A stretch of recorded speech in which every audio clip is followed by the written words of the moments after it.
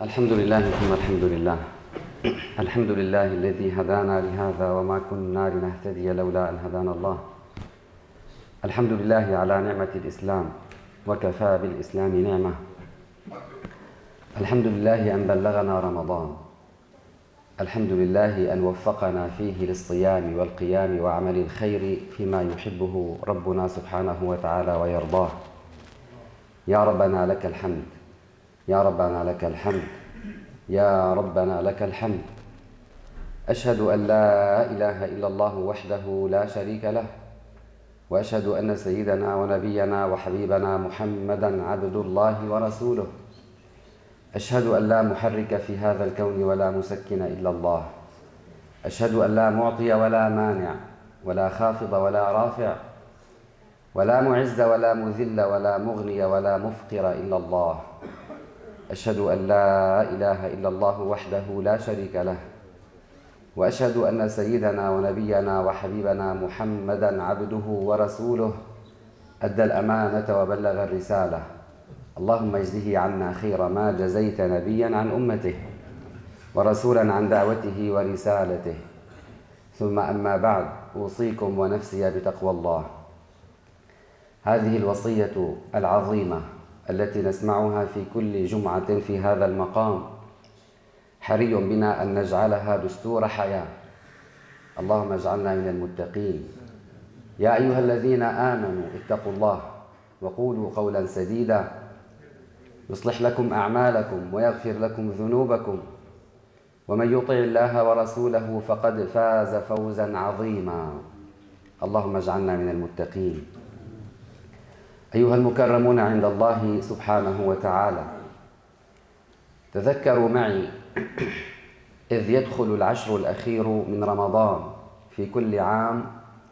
عندما كنا صغارا نذهب مساء إلى المساجد من أجل صلاة التراويح، فنسمع المآذن تردد تلك التواشيح الجميلة التي كانت تقشعر مع سماعها أبداننا وتسري إلى أرواحنا مشاعر جميلة.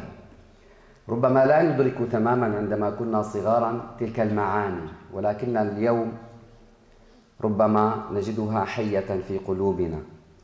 أذكر تماما ذلك القول الذي كنت أسمعه من المآذن: فودعوه ثم قولوا له يا شهرنا هذا عليك السلام، يا هاشمي منا عليك السلام. شهر قد قال عنه المصطفى صلى الله عليه وسلم: صوموا تصحوا يا أهيل الوفا، صمنا وصحينا وللنا الشفا، يا رحمة للخلق في يوم الزحام.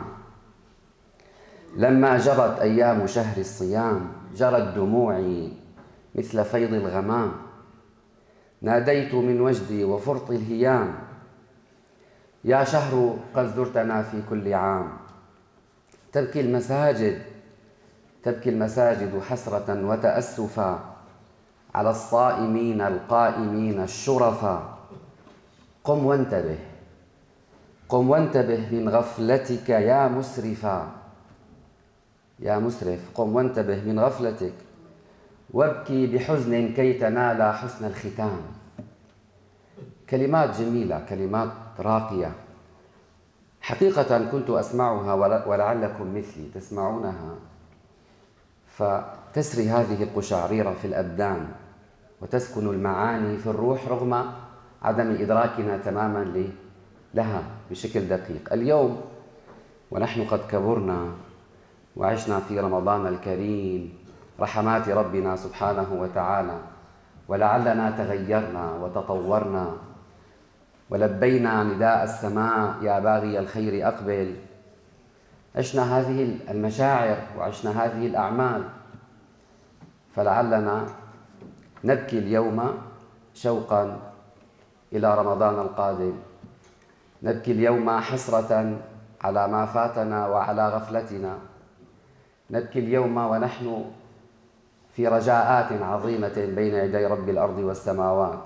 أن يقبل منا وأن يقبلنا وأن يرحمنا، فليس لنا من فضل ومن خير إلا ما قبله الله سبحانه وتعالى منا.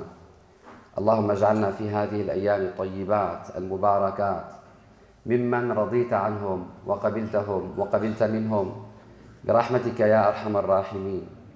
فودعوه ثم قولوا له: يا شهرنا هذا عليك السلام. هي تماما كما وصفها ربنا سبحانه وتعالى في كتابه العظيم: أياما معدودات، تعد 1 2 3، تعد. لماذا يعد الشيء؟ لعظمه. الشيء الكثير هذا لا يعد، أما الأيام العظيمة هذه تعد. أياما معدودات، معدودات تمر مسرعة، هي كما وصفها ربنا سبحانه وتعالى. أيها الأحباب، حبيبنا صلى الله عليه وسلم يقول في الحديث عند البخاري وغيره: الأعمال بالخواتيم، الأعمال بالخواتيم. بكى سفيان الثوري رحمه الله تعالى ليلة حتى أصبح، بقي في بكاء حتى أصبح، فإذا بمن حوله يسألونه: أكل هذا البكاء من الذنوب؟ أكل هذا البكاء من الذنوب؟ فيقول لهم: والله إن هناك ما هو أعظم. ما هو؟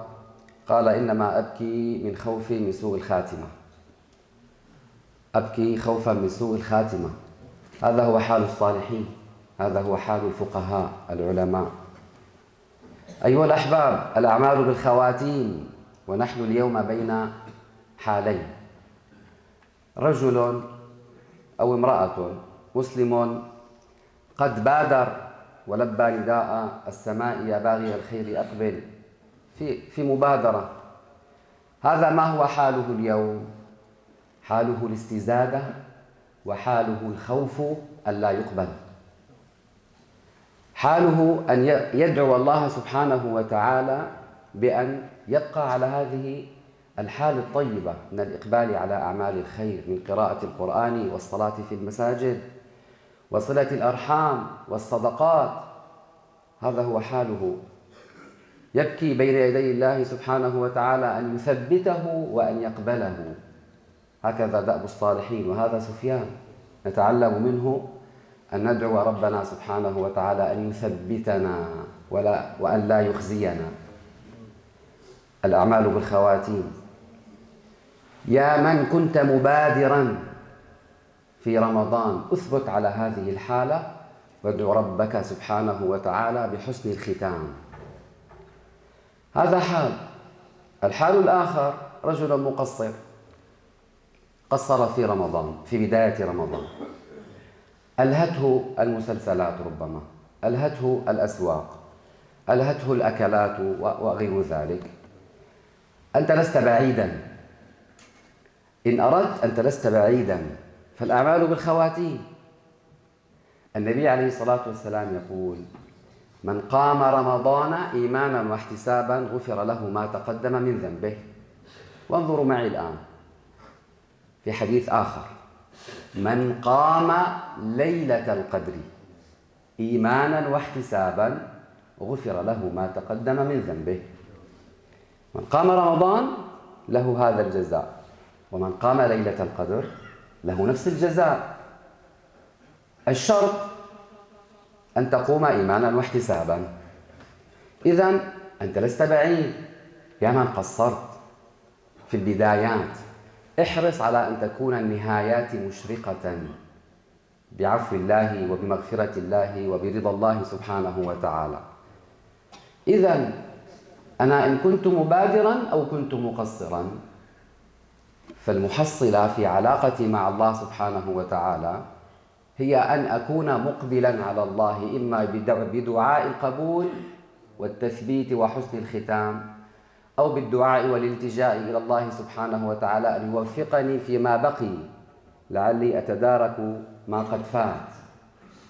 أيها الكرام، إن كنت مبادرا فقف ذليلا بين يدي الله، وإن كنت مقصرا فقف ذليلا بين يدي الله سبحانه وتعالى، تطلب رضاه، تطلب عفوه، وتأملوا معي قول النبي عليه الصلاة والسلام لعائشة رضي الله تعالى عنها.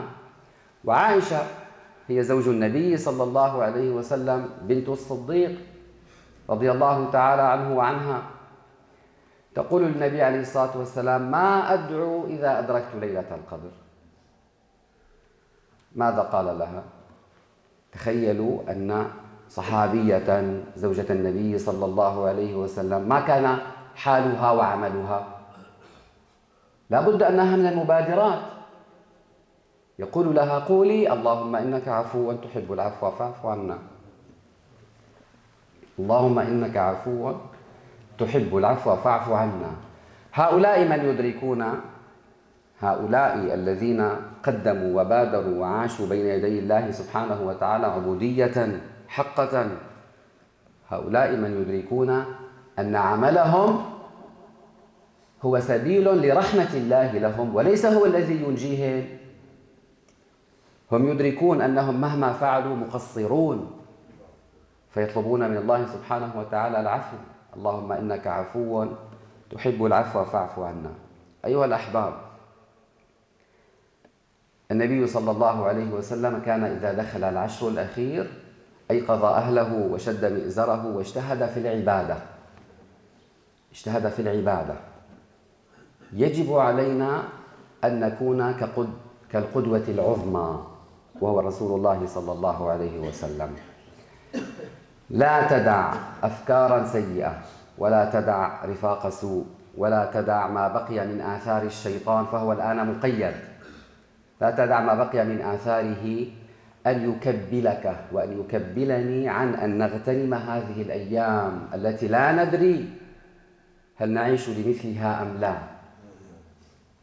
أينما كنت وفيما كنت قائما من أعمال، التجئ إلى الله سبحانه وتعالى عبودية، وجهز لنفسك من الآن من هذه اللحظة التجاء إلى الله أن يثبتك على أعمال صالحات. أذكر منها من أجل أن يكون بين أيدينا خطة عمل، ليس شعورا عاما فقط. احرص من الآن أن يكون لك ختمة من القرآن الكريم إلى آخر رمضان، لا نعجز عن ذلك. احرص أن تؤدي الصدقات، لا تنسى صدقة الفطر أيها الأخ الكريم، هي من الأعمال الزكية الصالحة، وهي تربطك بأن تتصدق دائما لله سبحانه وتعالى. احرص على الصلاة في المسجد مهما كانت عندك من أعمال. اختر لنفسك وقتا، وقتين، 3 أوقات ما تستطيع أن تصلي في المسجد. ما لا تستطيع صلاته في المسجد فلا تؤخره في الوقت، صليه في أول وقته. صلاتنا بين يدي الله سبحانه وتعالى عزنا وراحتنا. قراءة للقرآن، ذكر للرحمن، صلاة بين يديه سبحانه وتعالى، صلة للأرحام، هذه كلها أعمال يحبها الله جل جلاله، ويجب علينا أن نثبت عليها ونطلب من الله القبول.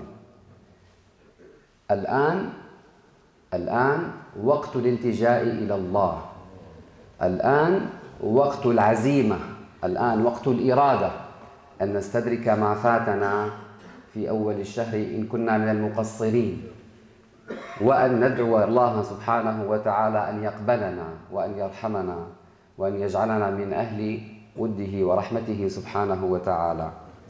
البر لا يبلى، الذنب لا ينسى، الديان لا يموت. اعمل ما شئت كما تدين تدان. أقول قولي هذا وأستغفر الله العظيم. فيا فوز المستغفرين، استغفر الله إن الله هو الغفور الرحيم.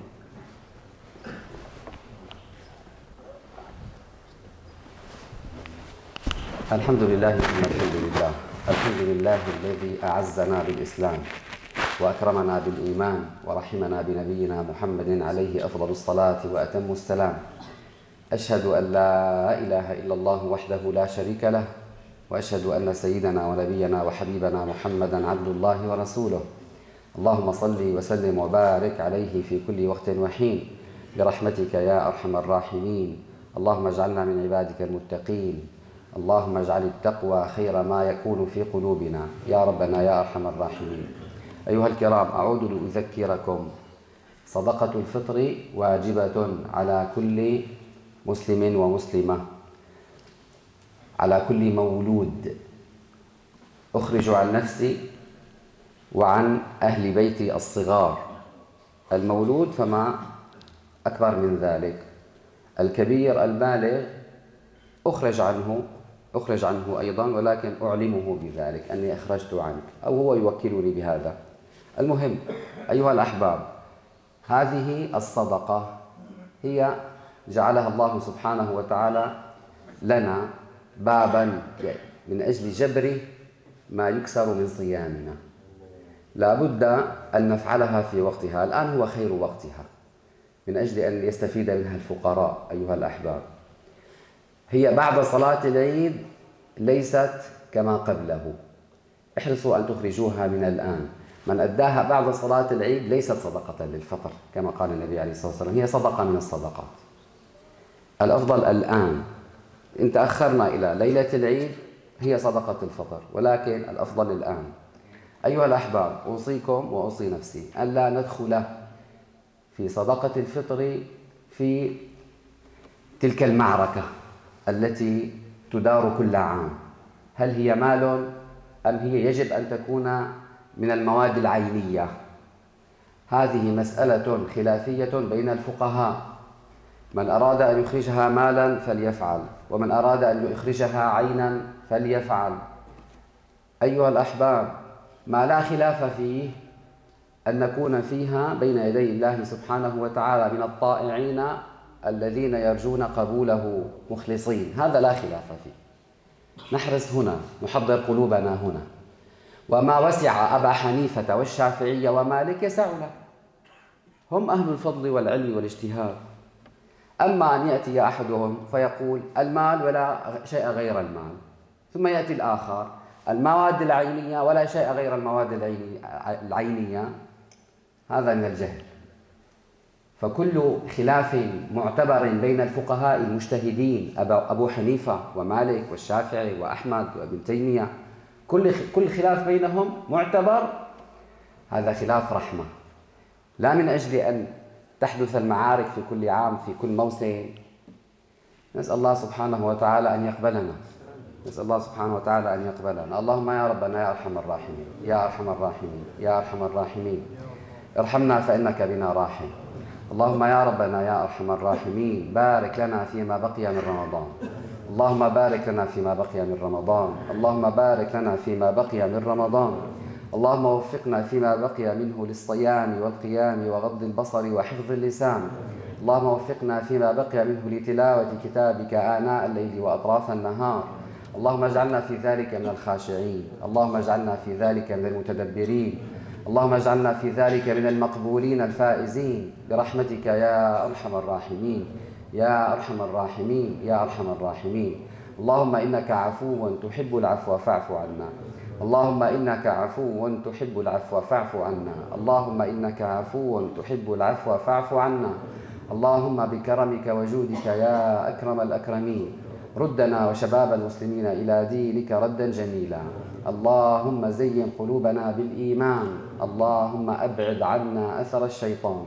يا ربنا يا أرحم الراحمين، إنا نسألك الجنة وما قرب إليها من قول أو عمل، ونعوذ بك من النار وما قرب إليها من قول أو عمل. اللهم اجعلنا من عبادك الراشدين، اللهم اجعلنا هداة مهديين غير ضالين ولا مضلين. فك أسرانا وأسر المسلمين، شاف مرضانا ومرضى المسلمين، يرحمنا برحمتك الواسعة يا أرحم الراحمين. آخر دعوانا أن الحمد لله رب العالمين. سبحان ربك رب العزة عما يصفون، وسلام على المرسلين، والحمد لله رب العالمين. أقم الصلاة.